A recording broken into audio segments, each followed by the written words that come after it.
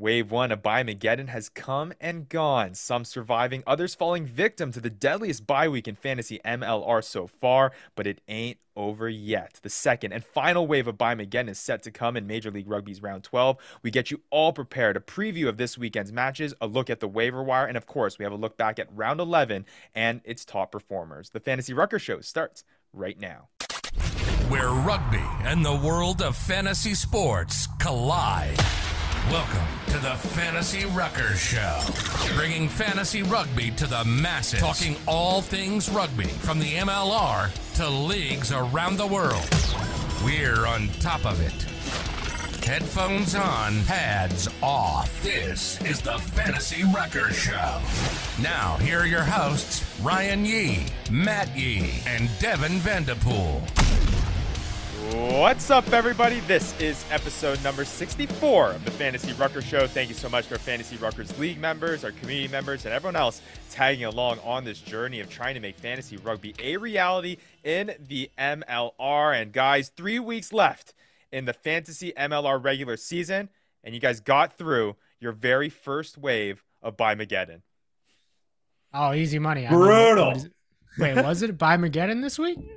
Okay. Clearly here we have two kind of sides of the story here. And I mentioned in the teaser we had survivors and we have guys that fell victim to the Bye-Mageddon. I think we have both of those here on the Fantasy Ruckers Show. Yeah, wait. So it was Bye-Mageddon this past week? It was, yeah, I said it like 4 times. No, I thought it was... I still almost put up 100 points. What are you talking about, Bye-Mageddon? Ridiculous. All right, Vandy, a little bit tougher for you, man. Bye-Mageddon got you pretty good. I just want like somebody to jump Matt. Like any fan that jumps Matt, I'll pay you. No, you don't have that type of money. Yeah, you're right. I don't. But it would take too I also much don't have money enough fantasy points to be talking anything either. So. Yeah, I mean, it was a tough week, and for those of you who haven't been necessarily following along so far this fantasy MLR season, heading into round 11, it was a tough one. 4 teams on bye, and it was a struggle to try to fill up your lineups and try to get guys that were going to make some fantasy MLR contributions. At least for most teams, Matt. At least for most teams. I don't know how you keep on doing it, but for most teams, it was quite a struggle here in round 11. But nonetheless. You gonna keep saying stuff? Here, Matt. I'll give you the mic, man. Matt, you go, Matt. You go, Matt. You go. You don't have to talk about how I've clinched the playoff spot, the first team to do so in the 2023 Fantasy Ruckers League. It's no big deal. Yeah, I'm just happy that Vandy's back on the show. Haven't seen him for a couple of weeks. I've been trying to not talk to him. I put up the most fantasy points in the league history, and you guys are like, "Yo, we don't want you on tonight." Well, I was going to say, Vandy, it takes a lot of cojones here. You did pass, and we passed by you. We weren't able to get you on the show the past couple of weeks where you've been absolutely tearing up, and for you to show your face here on probably one of your toughest weeks, it shows a lot about your honor here and your loyalty to the show. That's right. All right. Well, hey, they've got a jam-packed episode in this one. Obviously, we're going to break down the crazy Bye-Mageddon that was. We're going to talk about how, our league manager was still able to get through it. We did still have fantasy matchups being played. So we got to talk about some of these top performers because there still were a whole bunch of top performers from this past weekend. Obviously, this is only wave 1 of Bye-Mageddon. Like I said in the teaser, a second and final wave of Bye-Mageddon is coming up this week in round 12. Another 4 teams on bye. It's the final one of the season. We're going to have a lot of tips and tricks for you guys to be able to get through that, and then of course preview the matches that are to come in round 12. But hey, like we say every single show, before we get into any of that, if you aren't already, give us a follow at the Fantasy Ruckers. Tags are up above here on the YouTube video. You can find the links in the description down below. That's where you'll find all things Fantasy MLR, as well as where you'll be first in the know if Fantasy MLR is able to come to you. And if all that isn't enough, we also have a Discord channel down below in the description, and also a website, thefantasyruckers.com, where all of our Fantasy MLR stats and just MLR stats in general, that you can find it all there. It's been an absolute blast so far this season.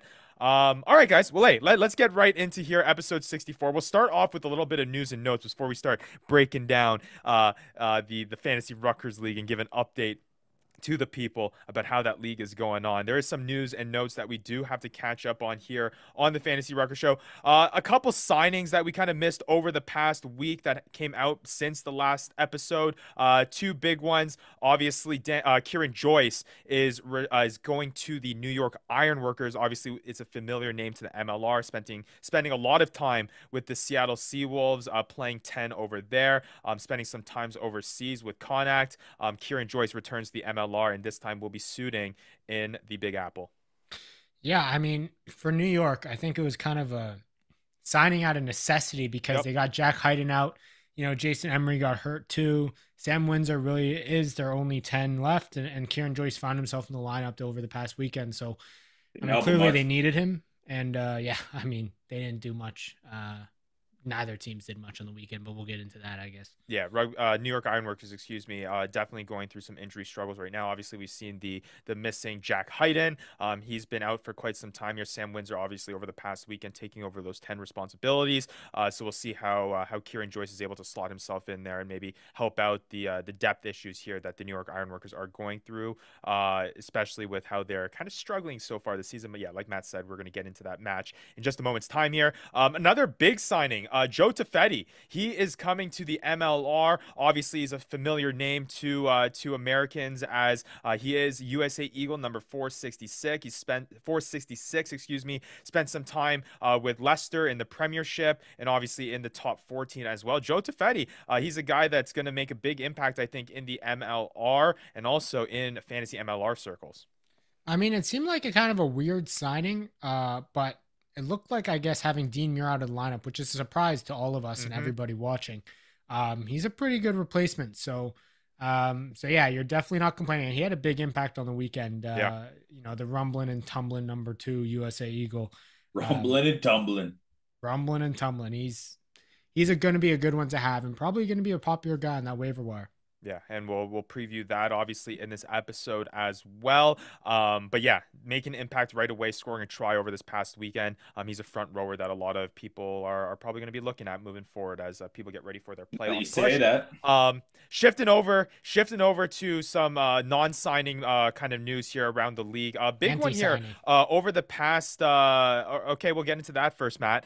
We'll get into the suspensions that has happened over the past couple weeks. Obviously, Jesse Peretti suspended a week ago. This guy just knows how to rack up. I swear, he yellow comes and into red the cards. league just to get cards. That's what he does. He says, "How many can I get in one season?" And he just tries. He's a collector, man. He's a collector.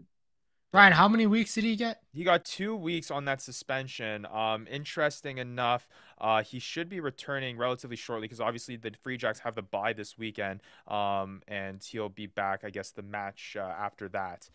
Can we compare this to the other one that we're about to say, Ryan? Because 2 weeks for like 10 cards in 5 games, it's like.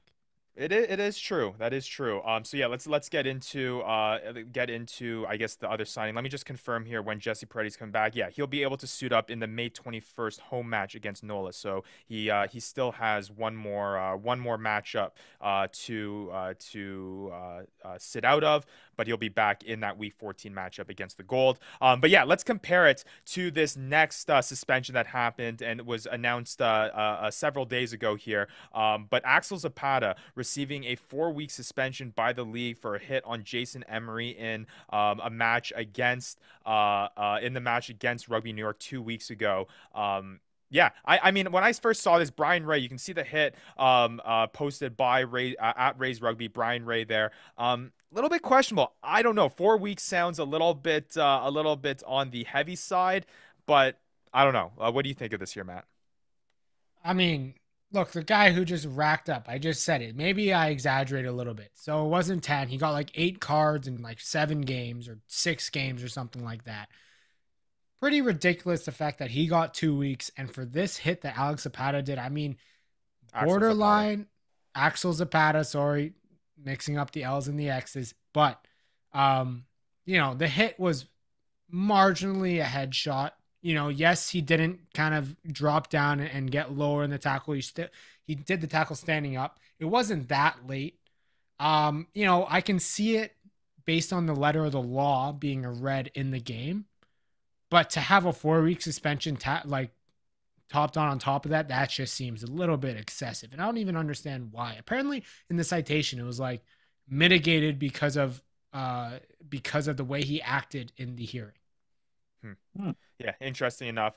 He'll be able to return for the June 3rd matchup against the Toronto Arrows. That is set to happen, if I understand correctly here, in week 16. So he's got some time here to sit out. Axel Zapata will not be available for you. He's a guy that actually had a little bit of fantasy relevance. I mean, he's we talk about front rowers that have kind of, a diminished fantasy kind of impact unless they're kind of a hooker and able to score those tries. But I mean, over the, in round 8, scoring 8.2 fantasy points this past week, 4.7. So yeah, he's a guy that's obviously going to be missed both by the Houston SaberCats and potentially as a potential waiver wire pickup here for this upcoming round 12 for people who are in need of front rowers. But nonetheless, 4 weeks has been laid down. And again, that will be a return in week 16 for Axel Zapata. And then lastly, I guess to end the news on a more positive note here, pretty exciting stuff here with regards to points, because we love points here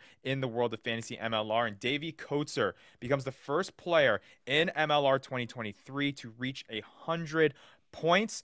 He is the 12th player in MLR history to record a 100-point season, and the second to do so for the Houston SaberCats. I believe it was Sam Windsor who was able to do that when he was a part of the Houston SaberCats. And to put that all into a fantasy MLR perspective, Davey Coates is our second highest scoring fantasy MLR player so far, 155.1 total fantasy points this season.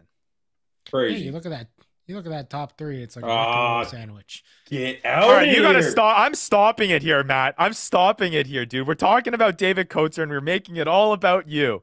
This is ridiculous. No, it's about Oxberger and JP Duplessis. No, we're not even talking about those guys, man. No, it's about them. No. Because I'm just saying those guys are up there too. This is ridiculous. All right, you want to take over? You take over, Matt. I don't need to take over. Ridiculous. Davey Coates, what do you have to say about him, man? Not the other guys. Hey, look, he's been killing it all year. So like we talk about him every time we talk about the Houston SaberCats matchup. He's not just going off the boot. He's scoring tries almost every match, so it's no surprise that he's the first guy to 100. Every single week this season. That make you happy? Does it make me happy? What am I doing here, man? You're bringing up your team the first 10 minutes of the show. Are we happy now? I brought him up. I talked about him. What did I tell you about JP Duplessis? Right, exactly. Like no, Oxberger, man. He's been a bad man too. Vanny, we're talking about Davey Coates. Right? All of them have been bad. We're talking about Davey Coates. Yeah, figure it out. Big 11 points this week. I mean, hey, that's a bad man.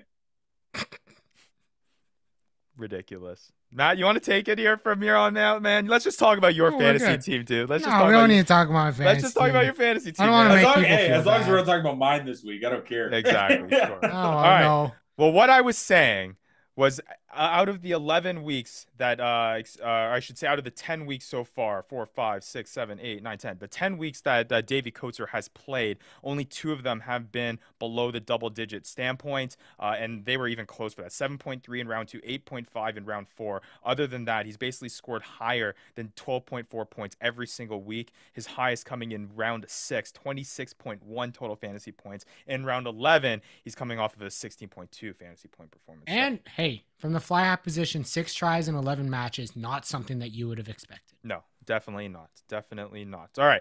Well, that does it for the news and notes. We got through it, ended on a high note here with Davey Coates, but now I guess it's Matthew's favorite time of the friggin' show to talk a little bit about the Fantasy Ruckers League. Woo! Hear ye, hear ye, hear ye, hear ye. Hear ye, hear ye, here is Commissioner Yee with a Fantasy Ruckers League update. Man, I think I'll just let you take it away, Matt, with how this league is going, because apparently you can't stop talking about your goddamn team. It's been 11 rounds. It's a big week. It's been 11 rounds. Why is it a big week? It's a big week. I just clinched playoffs. You Great job. Something. Great job, I went from last to clinching playoffs. I just fell out of playoffs, buddy. No, you're right there, man. You're right I there. am We've been right there. talking about this for 11 friggin' weeks, and you can't stop talking about it. You talked about being humble 4 weeks ago. This is complete He opposite has of been that. humble all year. I know, that's what I'm What are saying. you, Vandy? You weren't even there for the past 3. Yeah, I was told you guys Ryan didn't I let was me on gonna the start show. being humble. I was gonna start being humble about my 10 wins and 1 loss. You guys didn't let me on the show that week. Man, Well, because I was trying to be, you just bring the non-humble. I gotta bring it up Man, the level for you. So I had to X you from the show so I could try and be humble a little bit for a couple Fantasy of Ruckers weeks, League members are going to hate you, We man. going You lit, are fam. you are becoming something on this show. But yeah, let's talk about, I guess, it. We'll roll over it. Matt's already mentioned it enough. Obviously, Matt's still rolling here, winning big here in round Big. 11, 94.8, taking Big. down the former MLR Fantasy MLR Championship, JJ Lads on Tour, the guy that only has his name on the championship Fantasy Ruckers jersey behind me here. Pretty convincing win there. All right, let's quickly get over that. MLR stats, unfortunately, Vandy, tough one for you. I'm not even going to talk about it, man. You've already used your quota of Well, all the stuff since the beginning I of was the gonna show. talk about JJ. No, you have nothing. We're not. You're done. I was You're texting done. him during the matchup. He told You're- me he didn't even have anything. He couldn't even do anything because he's just hoping Bodine Waka brings him back. I mean, I did see but now for a little update, I was going to mention this in the waiver wire update. Obviously, Bodine Walker getting added to our database for the first time last week, heading into the waiver wire, and it was a Big whopping, money what bid, was it? too. $69 that was put $69. down on Bodine Walker, and of course it was JJ to do that with Lads on Tour, because Bodine Walker was the guy that carried him to a championship last season, I believe, was it not? Or was it someone else? He had Ed Fido. I know he didn't have Bodine, did he? I guess he wants his Ed Fido. No, yeah, he had Ed Fido. He And had he had Ed AJ Altimu. That's right. And he But had Banana. he wants a guy. He wants a stud to bring him back, I guess, and he's hoping that's going to be Bodine Walker. We'll see whether or not that's the case. But aside from that, anyways, getting into the second matchup of the week, Vandy, a little bit tough for you. Obviously, this was a big time week for you to try to keep yourself in the running for the playoffs here.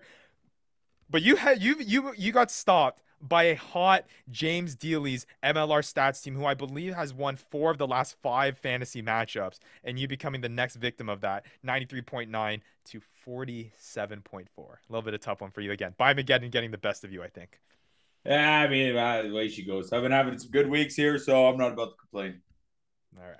Dangus Anchors taking down Rugby Morning 92.8 to 48.7. Again, it looks like Rugby Morning really getting victimized by this Bye-Mageddon week here. Dangus Anchors really taking advantage, putting up close to 93 fantasy points on the week. Give me the Lutes. After getting the first win in their history of their franchise, in the history of their play, almost pulled out another one with both teams, Rugby Wrap Up and MLR All Access, struggling. Dude, that would help with me that so Bye-Mageddon much. week. That would have helped. Oh my god! But falling short here by just under 5 points. 48.3 Rugby Wrap Up wins to 43.4. And then the last matchup of the week, Steven.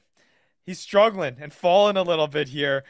Eagles Overseas takes down the Feral Hippies 75.1 to 38.7. Now we look at the standings, and we mentioned last week how the standings have been very, very tight. We'll quickly brisk over the fact that Ruck and Roll, yes, he's at 10-1, clinched first playoff spot. Good for you, Matt. Let's get into the more exciting stuff. 1,000 points for. Vandy wanted to bring it up. It wasn't even me. I mean, I was alluding to it, but Vandy brought it up. So I just wanted to, I just can't wait for you to go full Boston Bruins and just I will. choke in the first round. Here's the thing. Here's the thing with that Bodine Walker signing. Who's gonna suffer? Potros. Who's got Potros? Me. Who's gonna suffer because Potros is suffering? Rock and roll. I see it coming. That's why I'm celebrating more to this week.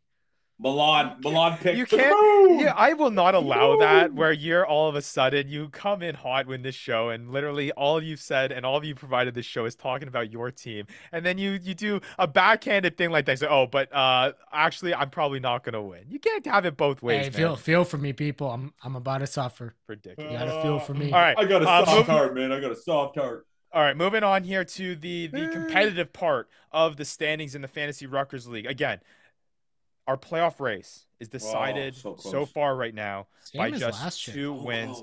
MLR stats sitting right now in the second place. He has that last spot in terms of getting that first round bye in our playoff 7-4 record.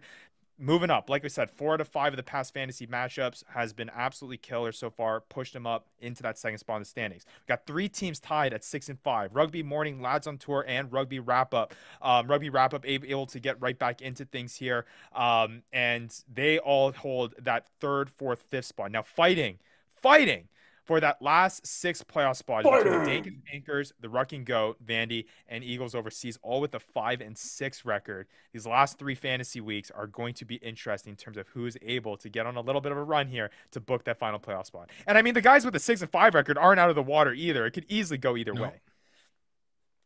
Your boy's gonna be in that last playoff spot. That's for sure. Book it. Yeah, guaranteeing Book it. it. All right, I love it. I love it. I love it. Well, hey, you can check the full standings, all the stats, all the matchups on the fantasyruckers.com. Again, been super exciting so far this season. 3 weeks left in the fantasy MLR season before we get to playoffs.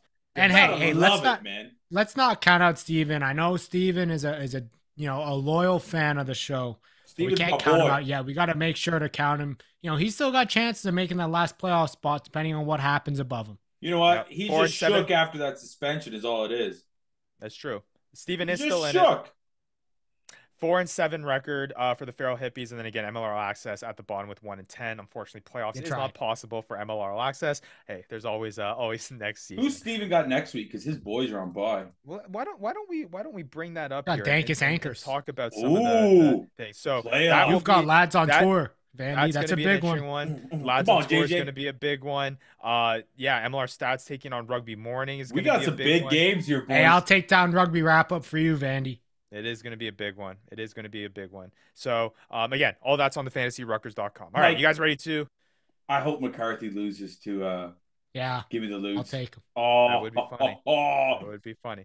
All right, let's shift on over here, guys. You guys ready to break down some matchups here from round 11? Got 4 matchups, not that busy of a weekend. Let's hop right into it. Obviously, the first matchup of the week on the Friday. Probably the best game of the week, too. Probably the best game of the week.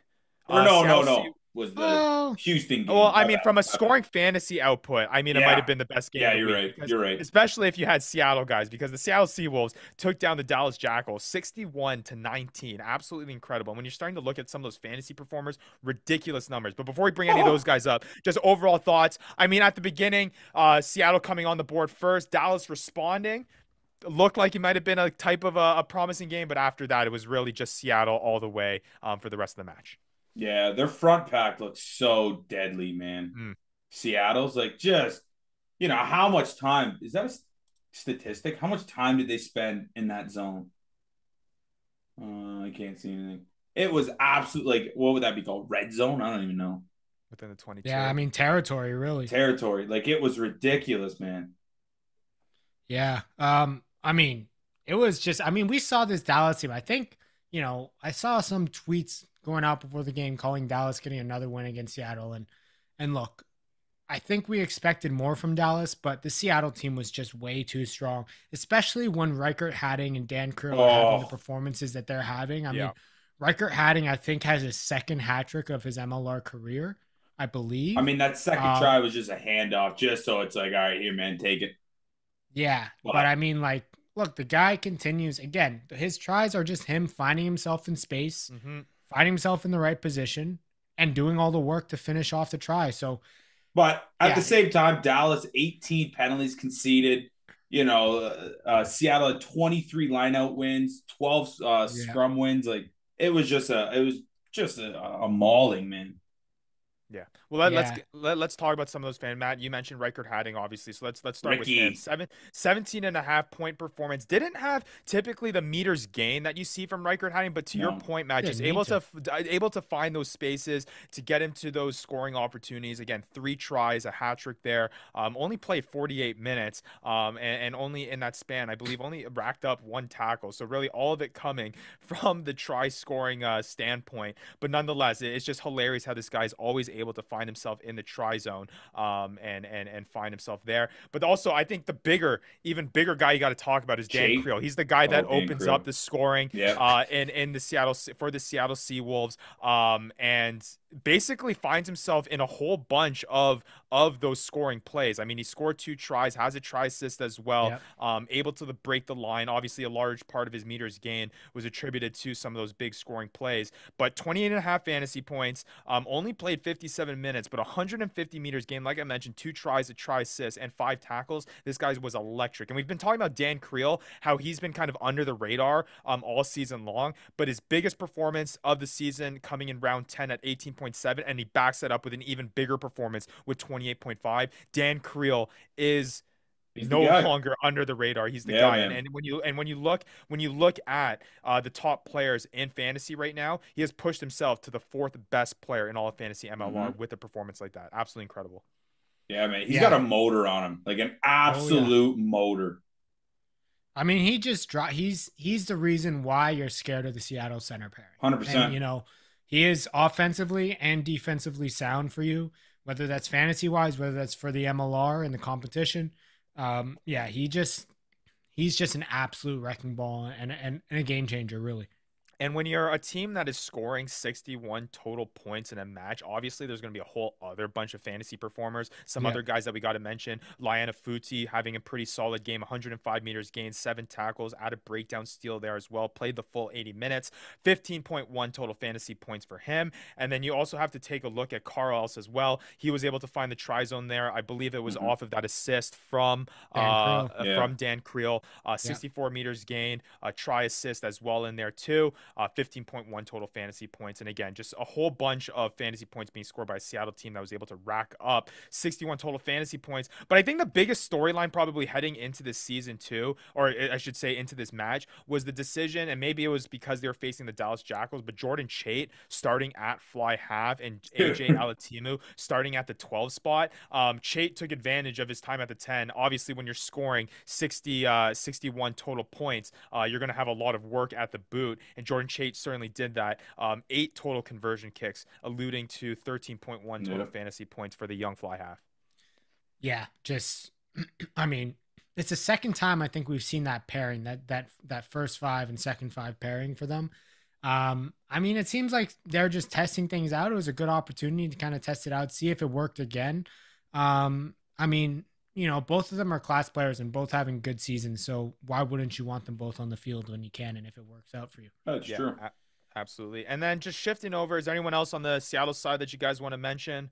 No, well, we can go down the front. Our boy Peter Malcolm, but I mean, just solid. Peter Malcolm scoring a try, yeah, solid for the front row. When you're able to score that try there, it's always helpful. 1 try, 17. Nothing spectacular. Nothing even compared to when you have guys that are posting up 20. Yeah, when he put up a 61-point effort, you can hope for more. Yeah, pretty crazy. But hey, shifting over to the Dallas Jackals side of things, I mean, this is a guy that has been kind of pretty consistent, even in their big-time losses. Adrian Boyson, another double-digit performance. 4 straight weeks with double-digit performances now in this one. 3 straight weeks now scoring a try. In this matchup against Seattle, 72 meters gained, a try, and 16.4 total fantasy points. Add 14 tackles on top of that. Boyson seems as dependable as it gets when it comes to the back row position. Yeah, definitely. And I mean, look, he actually had, you know, it's weird to say, but with 14 tackles, that's kind of a low number for him and for his standards. But he made it up with the try, he made it up with the meters gained. So it was good to see there, even in a kind of a blowout loss. And then last guy I do want to mention too is Marcos Maroney.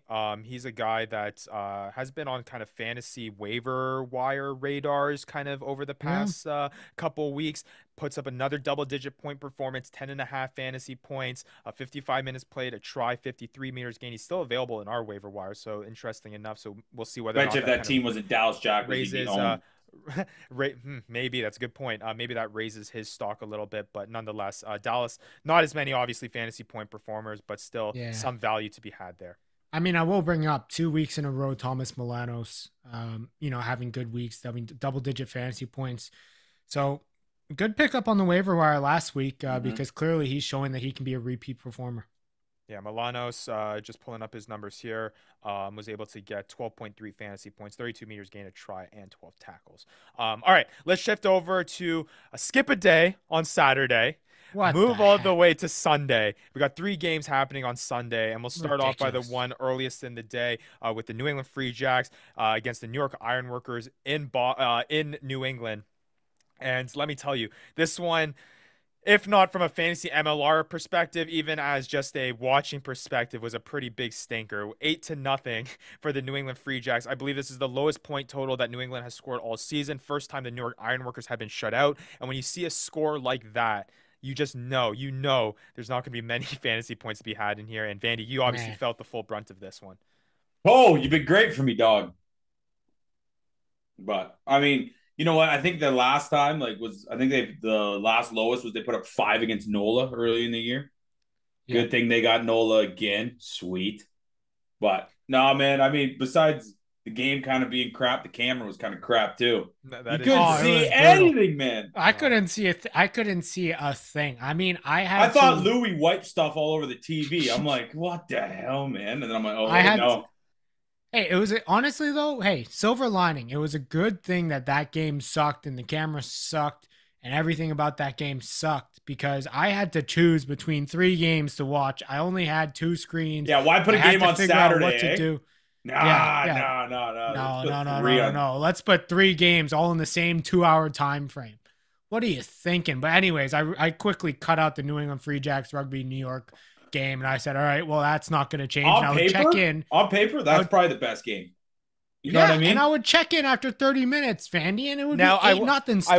I will say that the weather obviously had a role effect in this. Yes. It was 100%. It was very wet. Yep. Obviously, it was windy. Windy as seen by the camera, and obviously that's not going to have any benefit to fantasy MLR points or points being scored in general. So there was that. But in terms of individual point performances, I don't think we need to spend too long on this. There really wasn't much. I mean, Balakina caught that one kick. But... How the heck in this type of game does he continue to put up 18.2 fantasy points? Right. Did you see that kick too? Like, I know. And that was like that. So that what makes it so ironic is that was the lone try of the game. Yeah. And that was the least rainy weather try that you'd ever see in a game like that. You know, Pochettino's laying up the boot to that. Yeah. Balakina coming down. Honestly. Really, you don't see those things in rainy weather games like that, and that being the only try of this game is kind of funny. But yeah, Balakina, 100 meters gained in this one, 4 tackles, a breakdown steal, and you add that try.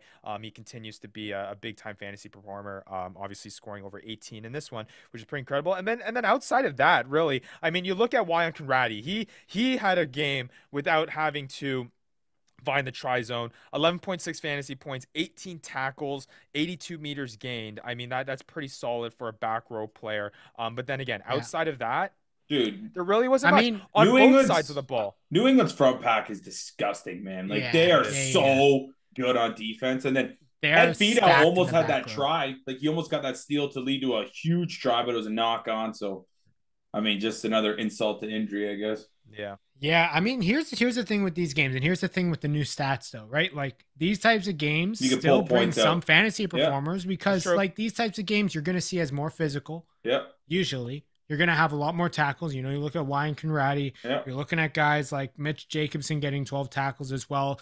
You know, on the New York side, Tay Walden getting 19 tackles at the center position. Like, that's kind of the benefit of these stats. But at the end of the day, you know, you're not getting it from 2 sources, you're just getting it from I guess we're just privileged now. I mean, now that we're 11 weeks into this fantasy season, we're so used to now these high scoring point performances. I mean, if you do put it into perspective, right? You put into perspective what we were dealing with last season. How ecstatic would you if anyone got above 3 points? You know what I mean? This would have been a nice old zero goose egg.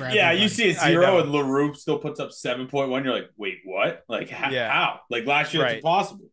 And this time now you are seeing, that's a good point, Matt, that you are seeing at least some points being created or generated during these matchups. And that's kind of a good segue into kind of the New York side of things. Because again, don't need to lean too much heavily on what was done here because it's not scoring any points, not going to be much fantasy points. But again, still some point production from these New York Ironworkers forwards specifically. I mean, 7 out of the 8 forwards all racking up double-digit tackles. Kind of to your point, Matt, in games like these, you're able to, you know, it's more physical. There's more hitting. You're going to be able to rack those up from a fantasy perspective. So you're not getting complete duds. There were just nothing of substance in terms of big points that you saw maybe like in that Seattle-Dallas game. Yeah, exactly. And yeah, it's evident. I don't think we have to talk too much about it. The game sucked. That's it. All right, let's shift on over. Let's shift on over now to a way more exciting game. The NOLA Gold taking on the Toronto Arrows at home. And there were a whole bunch of fantasy point performance in this one on both sides of the ball. And Vandy, I know one player really really made it difficult for you on this one, and we'll bring him up in just a moment's time. But hey, Toronto away from home for the first time after their little home stretch. It did seem like NOLA did dominate this game for the entirety of the match. NOLA had, or I should say, the Arrows had spurts where they were kind of keeping themselves in it. Obviously, the player that I was going to mention, the Mitch Richardson interception, led to obviously a big time try, a big fantasy point production there, and that kind of kept Toronto in it. Kept them close at half, even gave them a lead quickly after half, but then NOLA just eventually find a way to kind of pull ahead here and get the victory 40-24. Yeah, I mean, NOLA, first of all, we talked about the last game being unwatchable. I don't know if you guys saw, but this game literally was, I had to check to make sure that I wasn't playing it on like 0.5 or 1.5 speed because it was like choppy and it looked like they had it was running at like, James Dealey said it looked like it was running at 1 frame per second. And I had to try and figure out, I was going back and forth between this rainy game and this game that looked like it was chopping every 2 seconds. So, not a great 3:00 game for camera quality wise, but game wise, I mean, look, Toronto came out and they showed what they can do, especially when NOLA comes out to a slow start. They don't capitalize on some of those chances. They had a couple tries called back. Yeah.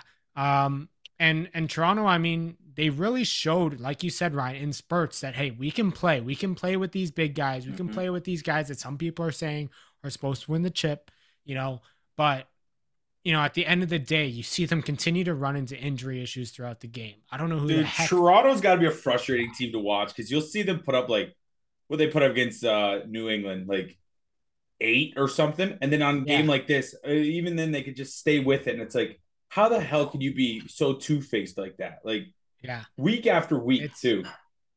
And like the injuries I don't understand how a team's injuries can't stop. Like at some point you'll just, want your team to come out without anybody leaving the field. Yeah. As an Avalanche it seems like for them every game, at least 2 guys are leaving the field, like it's got to be frustrating as a coach. As the whole team, just a frustrating experience. You could definitely medical staff. You could definitely say you can definitely say that I think the Toronto Arrows probably have had it hardest. I mean, on top of having to deal with all the travel stuff that they have to deal with as being the only team from Canada, they faced a ridiculous number of injuries. I mean, other teams, it's no excuse. I mean, other teams are facing injuries. I mean, New York is going through it. NOLA went through it for a brief period of time. Old Glory DC had gone through it as well. But it just feels like, to your point, Matt, just the Arrows, every single matchup, they do feel that. But I'm just going to say one last thing about NOLA is that because we talked about Arrows, just NOLA, look, if they can figure out how to play a full 80 minutes in their style of quick, fast-paced offense, they are unstoppable. Every time they pick up the pace, every time they limit, have the ruck speed under 3 seconds, they get teams moving. They get teams on the back foot with the speed of delivery. Every time they're creating phases and they're creating tries and opportunities. Yeah, they just can't seem to do it for a full 80. Yeah. All right. Well, let's break down some individual performances here. Obviously, NOLA, whole bunch of tries being scored. I think we got to start off with obviously the biggest performer and a guy that has etched himself at the top of the fantasy MLR player rankings is JP Duplessis, who's been basically doing it all season long. Third best fantasy MLR player this season so far. In this one, he gets back-to-back 20-plus point performances. Crazy. Last week, 27.1. This week, 22.4. 128 meters gained, 12 tackles, add a try in there as well. Matt, I'll let you speak on him a little bit as he's one of your biggest contributors on your fantasy squad. I don't understand for how such a big guy is, one, has got the pace, but 2, the footwork, and is just so slippery. I mean, like, if you look at his first try, there was no way he had any right to get a try on that. Like, he kind of just created something out of nothing by using footwork and being massive. So it's just ridiculous to watch sometimes. And the way that he plays, he just seems to, whenever he gets the ball in hand, he seems to always make the right decision and always find, a way to create something out of nothing. Absolutely. And something fun about this Nola side too, before we get into one of the back row players that had a big time performance, is some pretty big performances by the front row guys here. Matt Harmon and Eric Howard, both putting up 13 plus fantasy point performances. Both of them scoring a try. Matt Harmon, 42 meters gain, 11 tackles. Eric Howard, 33 meters gain, 10 tackles. It's always fun to see the big boys getting some fantasy respect here.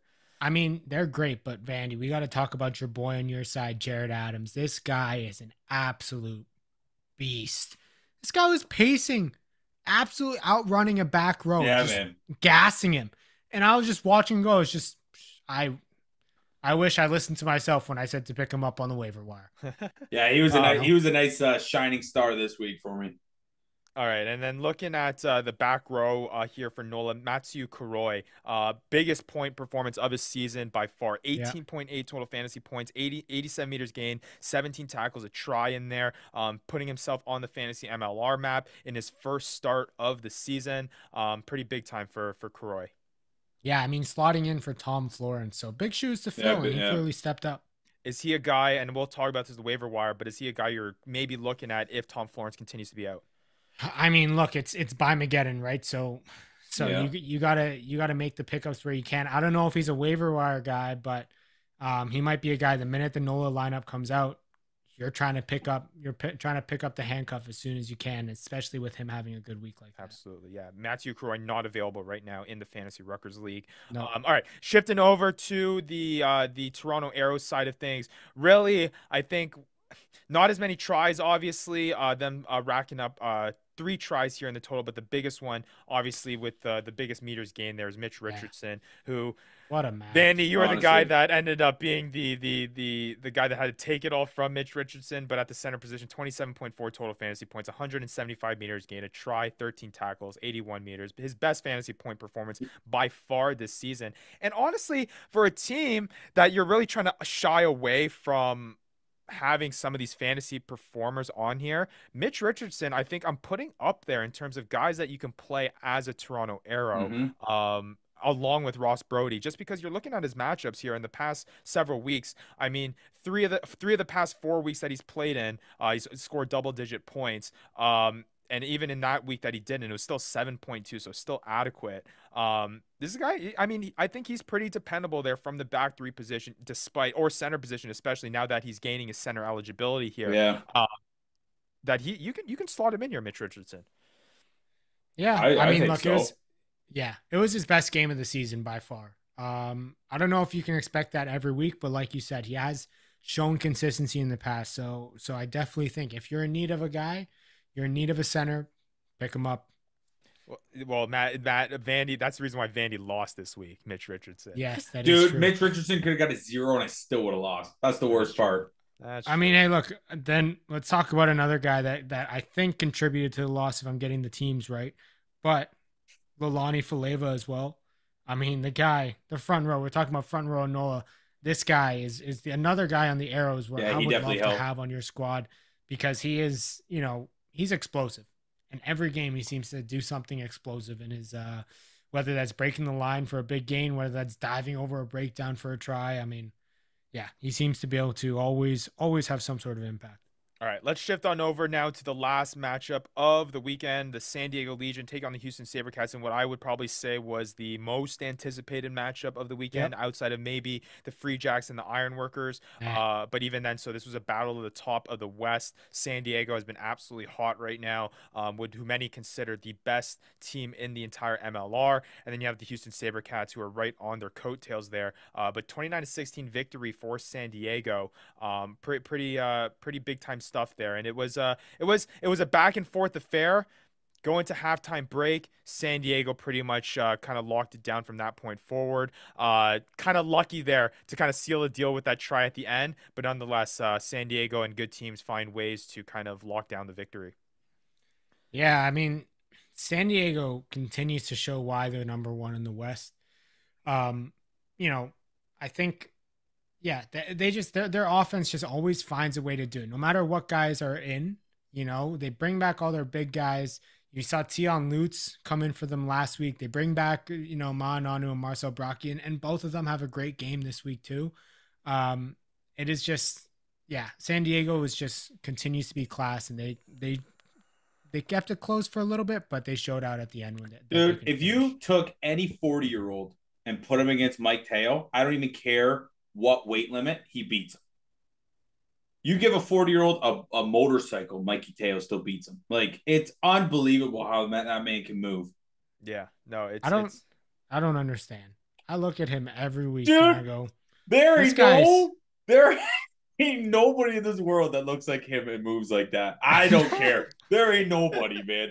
That's not. It is pretty intense, and we'll get into his performance in just a second here. But I think just to kind of wrap up San Diego's play, it's these big time plays that they're able to just conjure that just come out of nowhere. Even it's not even building up these phases, just something like they really can score on any single play. And I believe it was the Mikey Teo try where it was really they just like it was literally two plays and all of a sudden you're in the try zone. Like look, these are the types of games where you like exactly like you said, like going into half, I think they had 25 or 12% territory going into half, and they still went into half close.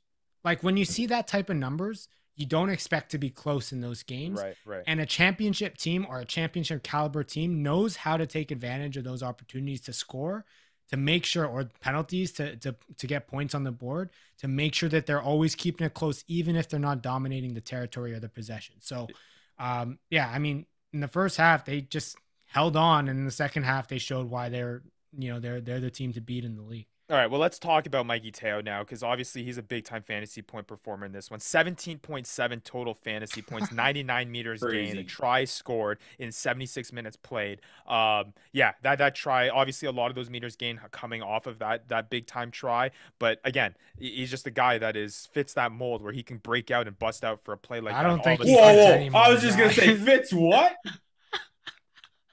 He fits no mold. There is no mold that this guy. There's no box. There is no box that can hold Mikey Teo. In the oven and it comes out all mutated and giant. That's the Mikey Teo mold, ladies and gentlemen. Yeah, but it's the best tasting one, it's Vandy. The damn well best tasting one. What did you say, Vandy? What is he? You've never seen? I've never seen a man move that fast. You've never seen a guy look like that, move like honestly, show me another 40-year-old that looks like that. Is that how old Mikey Teo is? He's 41. He's 41 years old.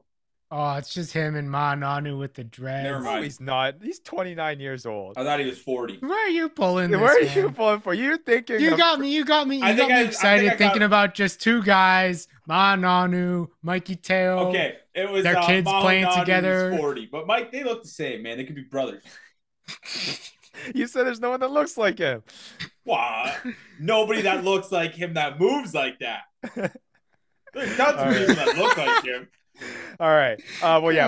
Big time point performance by Mikey Teo, 17.7 fantasy points. Hey, I was hoping he was gonna pass. I saw Augsburger trying to keep. I know. I did see that. See that. That would have been quite funny. But hey, let's talk about Augsburger, because obviously doesn't even need to find the try zone, and somehow he still puts up a 17+ point performance. 154 meters gained, 6 tackles. This is the #1 fantasy MLR player in fantasy MLR right now, and I got to reiterate. I think every time we bring up, we got to reiterate that everyone needs to remember that Matt drafted him as supposed to be his 9 later in the round, all based off of because Mandy stole Luke Campbell. Because I panicked and I picked him. That's what happened. I panicked and I picked Augsburger, and now he's. And it's going to win him a fantasy championship. How does that make you feel? It's not going to win him anything. Hey, look, let's talk about Augsburger. We don't have to talk about me. Come on, guys. All right. Come on. But no, look, San Diego literally draws up set piece plays for Augsburger. He comes off the wing.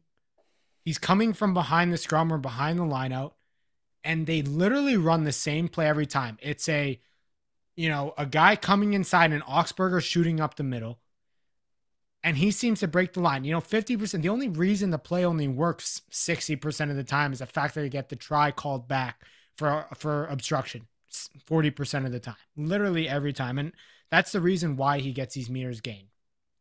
they're always trying to get him the ball, and it helps out, and that's why he's at the top of the league for points. Yeah, and I mean, outside of that, I mean, we had also the Marcel Bracky try. Obviously, he had a pretty big time performance in this one, scoring. If I just pull it up here, Marcel Bracky with 14.4 fantasy points, 1 try, 47 meters gained, a try assist. So pretty solid stuff there as well. I do want to mention he's not a guy that had a lot of fantasy impact this week, but Sama Malolo, just from an optics perspective, just looks so good as well. And he only scored 4.9 fantasy points this week, but he did have a yellow card, which would have boosted him. If you take that away, would have boosted him close to 10 points. But again, 54 meters gained, 15 tackles, not even scoring a try for a front row player. That's incredible. If you could rely on this guy too, and he's done it before. I mean, he scored double-digit points leading up to round 11. He has scored double-digit points in 5 of the 8 matches that he's played in, which is pretty incredible. He has to be the leanest hooker in the entire MLR. Yeah, who would have thought? He is a lean boy, like lean, mean fight machine. Hey, before we move on to Houston, I gotta bring up this guy. I'll shoot myself if I don't. Blair Cowan. I hate myself if I don't. No, I mean, he also had a great game, but Richard Judd. Blair Cowan has 5th or 6th week where he's got more tackles than meters gained. Hey, I don't know if that says something about his tackles or meters gained. That says something about his tackles. Hey, 25 tackles, that's a lot of tackles you're making. But especially when you run 22 meters. Hey, that is true. But Richard Judd at the 9 position, 16 tackles. Yeah. 16 tackles at the 9 position. I mean, you're watching this guy get his head stuck in with his headband wrapped around his head, and he's just running around making tackles. And I love it. And last thing before we move on, sorry, had to bring it up. Mikey Smith, first game back to the MLR for 2023. Yes. We have to talk about it. Love the guy. Love to see him back on the field. Doctor. I mean, friend of the show. I will say four tackles in 17 minutes is pretty impressive. Hey, he will. There's one thing that he'll do. He'll make tackles and he'll steal the ball. Was he their MVP last year? He was forward of the year or something. Yeah, forward of the year, I believe, in 2022, which is pretty crazy. I think he's going to start next game. You think so? Yeah. I mean, money was dropped on him in this past. Money was dropped on him. Yeah. So I don't have any of that. Yeah, me neither. All right, shifting over to Houston SaberCats. Again, a lot of this happening off of, we mentioned Davey Coates at the start of the show in the news and notes. Obviously, a lot of the points coming off of him and which projected him into getting into that past that 100-point mark, 3 penalty kicks, a conversion kick. Really, the guy that I want to talk about most here is probably Joe Tafetti. In his first match with the Houston SaberCats, 1 try, 59 meters gained. Pretty impressive stuff for the USA Eagle.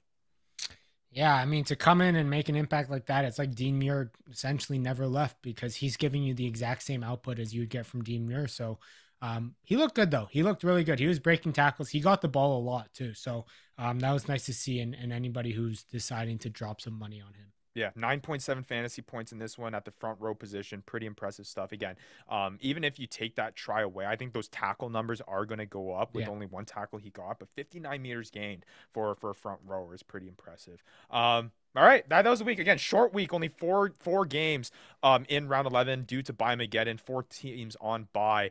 And you guys got through it. You guys got through the first wave. Whether you win or lost, just be happy that you got shot in the leg. Well, hey, that's why we're here. That's why we're here to break down how you can get through a little bit more unscathed into through round 12 on our second wave of Bye-Mageddon. Might be a little bit tougher. This week's gonna be better than last week. I'm going to speak it into existence. The waiver wire is a little bit, I feel like, a little bit more dry and outside the waiver wire that we're heading into. A lot of people got picked up. Yeah, a lot and through that first wave of Bye-Mageddon. But nonetheless, there's still stuff that can be had out here in terms of trying to figure out who you're going to play. And again, let's remind the people who's on bye. Exactly. So we got to remind people are on bye because there are going to be guys that are returning from bye that weren't picked up last week that you could look to that may have some fantasy importance here. So we're looking at the Toronto Arrows are on bye. The Houston SaberCats are on bye. Right. the Seattle Seawolves. New England Free Jacks are on bye, and the Seattle Seawolves are on bye. So those 4 teams on bye this week. So you can't be, which is a tough one. Going to struggle. Yeah, there's coming big out ones. with the big dub this week. Seattle Seawolves, that's a big one. You're losing a lot of big-time fantasy point performers in that one. Houston SaberCats is a big one that you're going to lose a lot. And obviously the New England Free Jacks had a whole bunch of points, not this past week, but have been historically been putting up a whole bunch of points throughout the entire course of the season. A lot of fantasy impact performers there, so you're going to have to do without them this week. So let's have a look at this waiver wire here and help people get through this and try to figure out what we're going to do in terms of getting through this last and final wave of Bye-Mageddon. Yeah, I mean, look, I think the big thing for me is you got to look at some matchups here, right? Like Old Glory DC versus Dallas Jackals. That's going to be one that you're going to take some flyers on. You know, you're looking at guys like Marcos Young. Yeah. You're looking at guys like Luataro Bavaro. You know, Martinez. Yeah, I mean, well, Martinez is out for the season, so not him. Oh yeah, I guess. So don't pick him up. But Thread and Palamo, like maybe he's in there. Mm-hmm. You know, you got to look at these guys. Even maybe if they're on the bench and they're coming out, coming off the bench, maybe they're still gonna be able to provide you with an impact. That's a matchup that maybe you're gonna be searching for sure. And I mean, another one that I'll bring up is just because there's a lot of guys from the team is like, I mean, Chicago Hounds. Like, there's a lot of Chicago Hounds guys sitting on the waiver wire, and you look at guys like McLean Jones. You know, is he somebody that you want to pick up? Who knows? You know, I think Chicago Hounds might be another good one too. Yeah, I think at this point, when you're trying to get through this bye week, or I should say this Bye-Mageddon, for me, obviously, I don't think anyone that you're going to pick up at this point of the season is going to necessarily explode and get you a 20-point week and is going to win you a matchup. You're just looking for guys that aren't going to kill you. Yeah. And I think that was the mindset heading into round 11 with the first wave of Bye-Mageddon, and I think it's the same mindset heading into this one. You're just looking at guys who have the potential to at least get you some points to not let you lose a matchup. And I think there are a whole bunch of guys that can do that for you. Look at the guys who have had consistent starts over the course of the season. Look at guys that have been gaining those 70 minutes plus played, the 80 minutes plus played, and just bank on those guys maybe having a potential scoring opportunity just because they're out on the field. So a whole bunch of guys there that Matt you listed. Again, I'll say Marcus Maroney is a guy on Dallas that is a good choice to go through. The McLean Jones that you mentioned, Matt, he's a guy that maybe he hasn't been as fantasy relevant, but he hasn't scored lower than 4 fantasy points this season. So he's a guy that you can rely on. He's not going to give you a goose egg here, and he started every single game so far this year. So guys like that is guys you want to look on. Don't see it as, you see single digit points. It's like, I'm going to leave that guy. I think especially in this week, and especially how important these matchups are now in this fantasy MLR season. There's only 3 matchup weeks left, and the playoff race is as tight it could ever be. You don't have the luxury of being able to pass up a guy and lose out on those points. Right? Yeah. If you got money saved, and this is a good tip here for waiver wire, and it applies to really any fantasy sport, but even especially more so in this one. If you got fab left, now is the time to use it. If there's a guy that you see, now is the time. Maybe you're not blowing all of it because there's no one that really jumped off the page. But hey, if you want Joe Tafetti and you think there's something going on with Dean Muir and he's going to be the guy that's moving forward over the next 3 weeks here, drop the bank on Joe Tafetti, because there's not going to be a guy that's going to be available here for the rest of the regular season that's going to help you get into the playoff. Fab is not going to be of use to you if you're not in the playoffs at the end of the week out of 3 weeks. You know what I mean? Now that being said, what threshold would you feel safe with going into playoffs with for Fab? That's a good question. I mean, I would like a third of your wallet. It really depends. For me, it depends, right? If you are fighting for a playoff spot right now.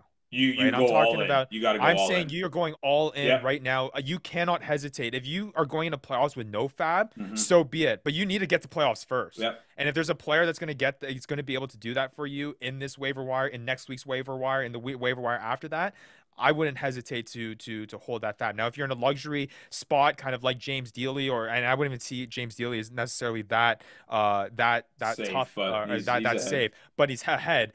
Maybe you have the luxury a little bit of holding a little bit of money there. But yeah, I think you're fighting for a playoff spot. You're going all in here. Because there's always that scenario where, you get to like those end rounds and then there's only a couple good guys left on the board, or bye week, this, that, or the other, and you got no money left,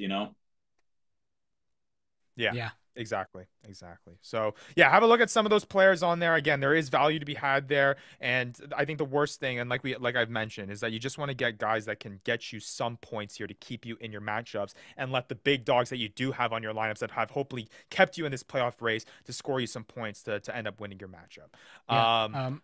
Well, hold on. One thing I got to bring up for waiver wire: Duncan Van Skalvik went off in the last Rugby Atlanta game. Went off early. Kurt Coleman's available in that waiver wire. If you need a 10 or you're looking for some sort of handcuff at that position, maybe Kurt Coleman, he's kind of the last guy on the waiver wire that has really had a fantasy impact. He might be a guy to just pick up on the waiver wire, see what's happening with our Rugby Atlanta lineup, and kind of hope that he's still in there. Yep, absolutely. All right, let's shift on over now to the schedule here and start breaking down these round 12 matchups and give our predictions here as we close things out. Yeah, another kind of light week here. Another, like we mentioned, Bye-Mageddon, only 4 matches to be played here. We'll open up the week with a matchup on May 6th, Rugby Atlanta taking on Chicago Hounds at home. This one will be interesting. Obviously, both teams coming off of a bye. Both teams are rested. We'll see kind of who can be able to come on top, but I think this is going to be a close one here in my eyes. I'm going Atlanta because they're at home. Yeah, I mean, that's a good choice. I'm going to go Atlanta too. I don't know if it's going to be a close one. I don't know. I find Chicago always finds a way to lose by a lot of points. Sure. They have not looked good at all, but yeah, I'm gonna go with Atlanta. I think it'll be a like what? How many wins Rugby Atlanta got? 4 on the year. Yeah, 4 wins, something like that. The East isn't that great, so yeah, I know. Besides the Free Jacks, Utah'd be easy playoff spot in the East. But absolutely. Watch out for the Nola goal. So who you got Atlanta in this one, Matt? Yeah, I got Atlanta. All right. And I agree with you. I think I'll have to side with Atlanta in this one. But again, off of a bye week, hard to kind of predict here. Both teams rested up. I think the home field advantage, Vandy, to your point, I think kind of gives them the edge here. Coming out of this week, Old Glory DC also on bye, taking on the Dallas Jackals team that just took a big beating from the Seattle Seawolves. Their matchup is on May 6th at 8 o'clock. This one, I think, is pretty straightforward. Old Glory DC looking real hot heading into the bye week. We'll see whether or not they can keep that momentum rolling here coming out of a well-rested 7 days. Yeah, I mean, look, the big thing for me was watching Pedro Imhoff in the last game get hurt. The fact that he's hurt and the fact that Danny Christensen is probably going to be starting, I've said it before, I think he kind of hurts this offense. So yeah, I think it'll be a rough one for the Dallas Jackals. Old Glory DC is probably going to take this one big. Yeah. I agree. All right, second last matchup of the weekend. San Diego. Look, they know how to schedule, Ryan. The MLR knows how to schedule games. They split them up by 2 hours and an hour and a half. They understand how long games are. That is true. Good for them. Utah Warriors taking on the San Diego Legion at home. This one. Well, my boys. Who are you going to cheer for, Vandy? That's right. Who are you going to cheer for? Yeah, they're both. It's a win-win for you, isn't it? That is funny. But yeah, Utah Warriors. I mean, this will be an interesting one. Obviously, Utah. They came off of the tough loss against Old Glory DC. Going into the bye week. Utah though does have an act. They did look very, very good. They were one of the hottest teams in the MLR before that match against Old Glory DC, but San Diego has looked hot all season long, and I think it's going to be a tough one. I think the only advantage that Utah has here is that they are playing at home, which I think, again, will play in their favor. But if I had to choose, I think San Diego's still taking this one home. Hey, Vanny, I'll let you talk about this, man. I'm going Utah. Ahead. Utah, and it's a 10-point victory. What the heck? I'm telling you right now. You're not even over 10 points. You're just lying to yourself. You're setting yourself up for disappointment, and then you're going to remember that you love the San Diego Legion. Joel Hodgson has a game. Cliven Laubsa. McEnany's going to have one. Watch. McEnany is going to have one. 150 meters. Book it. If I could bet. Ryan, write it down. There's been a lot of bookets in this one. Vandy, you said I'm going to make playoffs. Yep. Utah's going to win, and McEnany's going to put up 150. Book them. That's a 3-leg parlay. $5. Let's go. All right, and I guess I'm the bookie, so you're gonna owe me a whole bunch of money heading into. Or into I'm gonna owe you $5, or you're gonna owe me 100. Yeah, that sounds like a fair deal. You just make up those odds on the spot. That's right. That's right. All right, last matchup of the weekend, the Nola Gold. I didn't get a juice. Oh, you didn't get to choose. Okay, no, you should. It sounded like you said I didn't get a juice. I also didn't get any juice. I didn't get a juice. But sorry, Vandy. Sorry, man. San Diego Legion's gonna take this.